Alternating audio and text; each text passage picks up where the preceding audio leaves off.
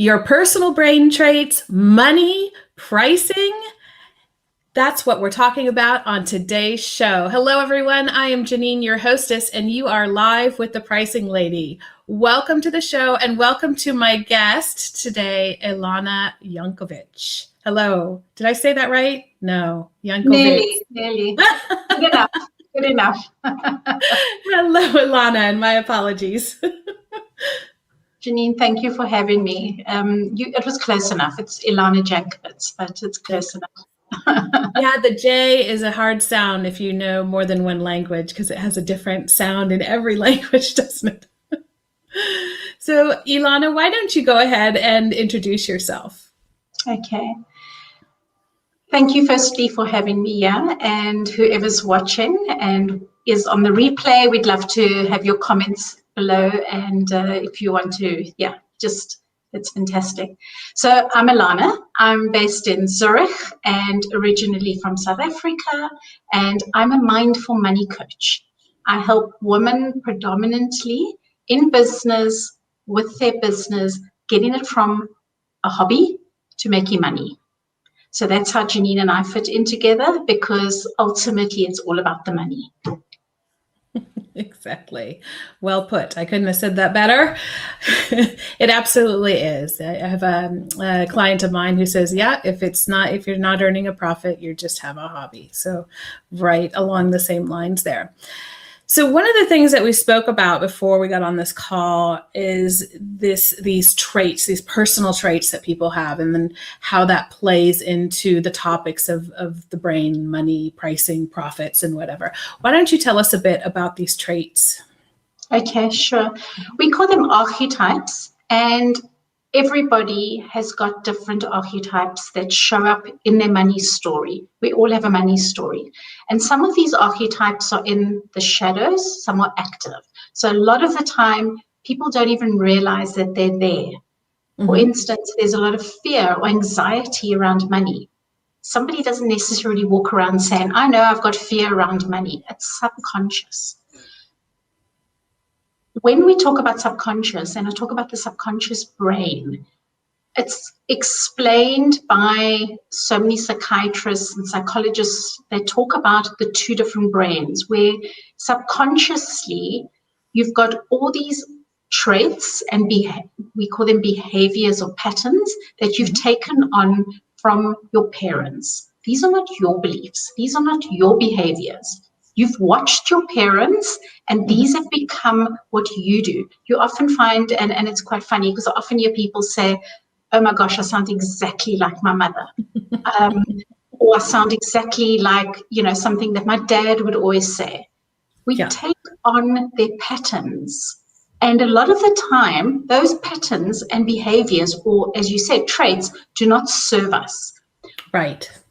From birth till in our mid-teens, we watch and we learn, and that becomes who we are as adults, unless we change that behavior. Mm-hmm. We repeat that behavior. So we then pass that on to the next generation. And I'm talking from personal experience here, and with all my clients that I work with that are moms that have got families. Mm-hmm. Everything I'd learned from watching my parents. I taught that to my children. Right. So unless you actually know that it even exists, you're going to keep repeating it, and they will repeat it to their kids. Mm-hmm. It's about understanding what drives your money behavior. Mm-hmm. And when you understand it, you can decide, does it serve me, or do I want to change it? Some of them are not healthy. Yeah, I can imagine that.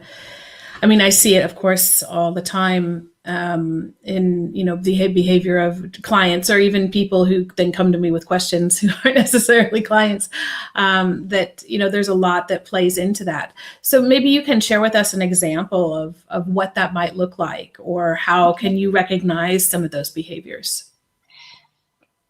There are 8 different archetypes. One that I see a lot especially with women, is the martyr archetype. and this ties in with exactly what you do. They don't know how to charge. They don't know how to, they're doing something for somebody, but they don't know how to send the invoice or even talk about price. A lot of the time, they'll get, the interaction will happen, but they've never actually mentioned price. Then the woman will send them an invoice and they will be like, oh my gosh, how can she send me this invoice for whatever this amount was?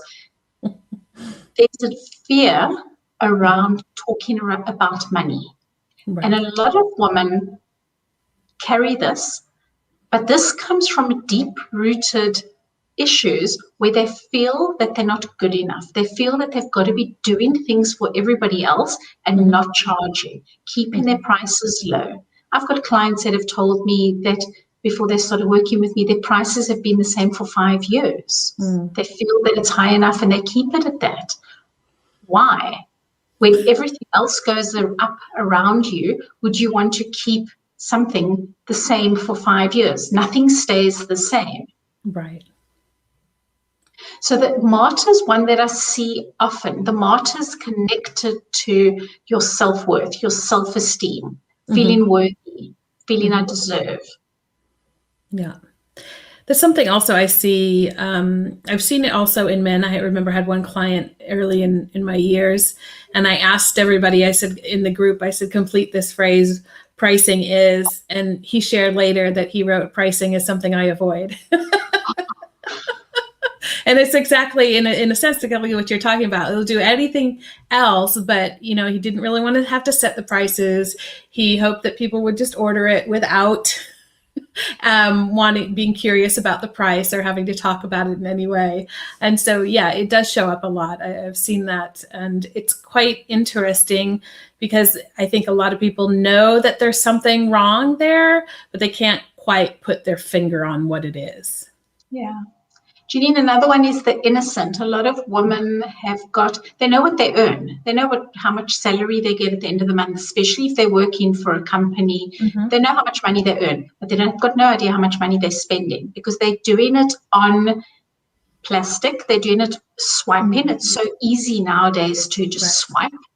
And a lot of these, I find that a lot of these women would rather avoid it than actually talk about it. They kind of wish that somebody would come and rescue them, pay their bills for them, sort out, help them, because they don't actually want to face up to it. They don't want to be empowered. A lot of women feel that it's the husband's job to take care of the finances, which is so archaic, and each one to their own. But a lot of women are just so fearful when it comes to money. But it's so empowering. Just, you don't have to be in charge of it, but even to understand it, know about it. One of my, a neighbor of mine who's in her 80s, I think she's 81, 82. Her husband passed away earlier this year, and she had never paid a bill in her life. And she was telling me, she goes, this is so much work and I have no idea what I'm doing. So can you imagine just having to learn e-banking all of a sudden, especially when you're dealing with all this grief and whatever, it's a lot. And it's empowering for her on the one hand, because now she feels like she had jazz music on the radio when I came over for dinner one night, and he would never let her listen to it. So she's, coming out of her shell in many ways. She's finding herself. Painful. Yeah. Very interesting. Gosh, why wait until you're that age, hey, to do these things when you can do it already? I remember when my kids were just finished high school, I said to them, here's your phone bill. You need to start paying your phone bill. And they moaned. And I said, why can't you pay it? And I said, because you actually are earning money and you can pay it, because you run up an or their data roaming was always on, when they were traveling. And I said, you pay that phone bill, you learn how to manage that. Don't worry, you're getting your health insurance one next. I wasn't very popular, but they handle their own finances. Yeah. So I was not popular. When I was young, we had to do our own. We earned an allowance for chores that we did, and if we didn't have the money to buy something, then we would save up for it. I mean, that was something that was instilled in us from a very young age. But I think still, growing up in the same family and having that, we still had very different relationships with money. I was kind of the security, it was kind of like my security blanket. Whereas my brother, he's the one who always had to spend everything as soon as he got it. So we had completely different reactions to getting the same things from our parents, which is quite interesting. Janine, there's also a story, often I link with people who have that mentality where they feel they have to spend it quickly. Mm-hmm. It's because they've lost money somewhere. So they've got to spend it before it gets taken away. Right. And sometimes it could be a simple thing like when you were kids and your dad said, if you don't get those grades at school, if you don't behave, you're not getting pocket money this week. Right. They could lose the pocket money. Yeah. And it gets bigger. It gets bigger and bigger where there's gambling or there's different things that have happened that will make a person spend the money because they feel that they need to spend it before somebody else spends it. I had that mentality. Right. Interesting. And I think also, some people think, well, okay, if you save your money, that's always good. But, saving money just for the purpose of saving it and not enjoying it and using it when you can is, in many ways just as bad as someone who's always spending it. So I think that there's something to be said for, I'm not sure if I like the word balance, but a balance or a little bit of give and take in terms of how you utilize money in your life, right? There's definitely education there. People need to learn. This is what comes in. What I say to the ladies that I work with their own business, pay yourself first. Yeah, thank you. Pay yourself first, because often with businesses, we're the last person. And I've worked with a lot of women that come to me that haven't earned a salary in their business. They pay everybody else, but they don't pay themselves. So pay yourself first. Make sure there's enough money for your expenses. I also often say to the ladies that I'm working with that are, as I said, that are in business, by what date of the month do you want to make a certain amount of money that you know is going to pay the expenses of your business? The rest of the time you can be creative and come up with new ideas and think of how you're going to do something different. But to what date is it like, okay, I need to put my head down now, get out that gold or silver pen and see where the money opportunities are. Uh-oh. You've frozen. Oh, okay. There you are. Okay. Excellent. Okay. Yeah, no, that's a very good point. And especially a lot of the people that I work with these days are social enterprises or doing work in the area of the Sustainable Development Goals, the SDGs. I don't know why those three letters are so hard in combination, but they really are. And so they feel like, they're doing what they do in part to save their part of the world. And they want to be fair to everyone. And in the process, they usually quite often end up being not very fair to themselves along the way. And they won't be there if you can't sustain it, then you won't be there later on to serve all those other people that you want to be able to serve so much. I agree completely with you. I mean, a lot of the times, and that's the martyr, putting themselves last as opposed to realizing that you're doing a certain job, you need to be paid for it. Otherwise, I'm going to do another job. Right. And so when it comes to, so we talked about this in the context of just money, but when it comes to then setting their prices, when it comes to having those conversations with customers or handling objections in any form, not just that's too expensive, but also, I'll wait until later, or how do these traits play into that side of their business? I think in general, people are afraid to pay for things. They're afraid to pay for things, especially when it's on themselves. If it's personal development, if it's something that they need, they think they can go without. And a lot of the time it comes from the scarcity. It comes from, will I have enough money to pay for this? I always say budget. Set a clear budget in your business. Know how much money is coming in. Know what your expenses are. Know what monthly costs you have. If there's a big deal that's come in and you know your expenses are covered for this particular thing for the next 6 months or for a year, you then can prioritize where you're wanting to spend your money. A lot of the time, people, they'll start off the business, they'll put a lot of money into the website, but that's about it. There's so much more from the business side. And a lot of the businesses, I mean, when some of the ladies that I work with, I ask them, can I have a look at the website? The website hasn't been updated for years, or it's one page. So it's about prioritizing and realizing that they need to spend money to create money. Not having the fear that they're not going to make it. Right. Yeah, that's very true. It's, yes, it's very much about how they're managing it and how they understand it in their businesses in terms of, being able to reach the targets and the goals. I had this recently with a client as well, where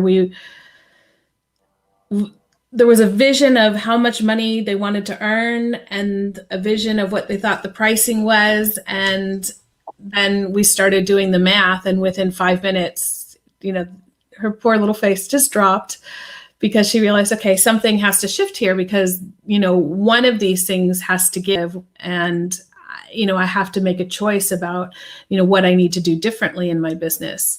And she was sharing with me that in her first business, she didn't understand the financial part of it. She didn't do that planning. She didn't really take the time to think about those things.